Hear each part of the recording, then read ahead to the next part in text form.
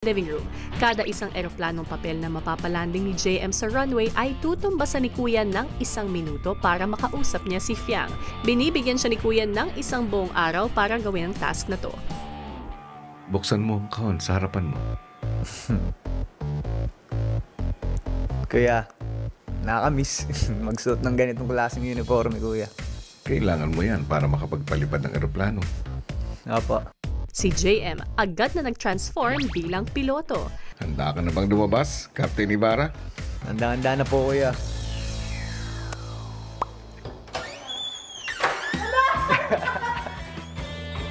Sa akin na eh. Palagay nga ako, par. Papalaban tayo, Papalaban tayo dyan, piloto, Ano to? Sila Dito daw. si Captain Ano Ibarra. to? Agad na pumesto si JM para simulan ang kanyang task. Cap Ibarra, Cap JM, Yes, Colette. may itutulong ba kami dyan sa iyo, Cap? Or I can ikaw do lang this all day, magpapalipad Colette. dyan, Cap? May oras ka. Sampulan natin, Sensya na, Erps. Kung gaano kahirap tong runway na to. Excuse, Okay, Sir Binsoy.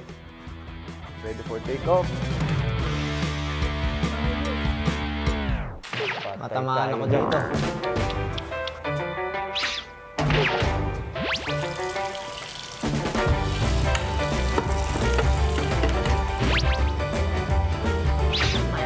Yung mismong task ko, Kuya, mahirap na po siya kasi hindi ko po kontrolado yung lipad po ng eroplano, yung eroplanong papel. Ito mo na.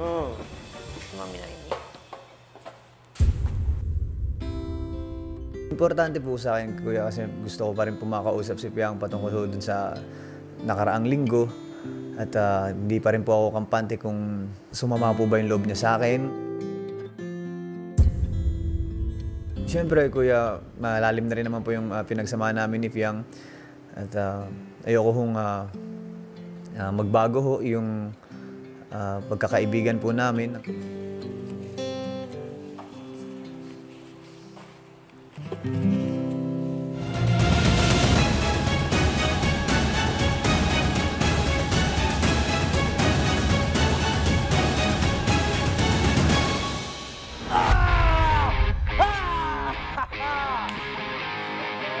Isa.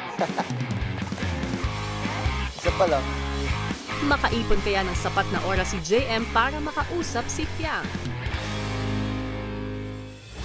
Abangan bukas! Siyempre support, kasi alam ko naman na kailangan niyo itong dalawa. Kailangan mo to. Natin, siyempre. Sabi ko sa'yo, stop thinking about us and think about yourself muna. So, unahin niyo yung sa inyo ni Fiang.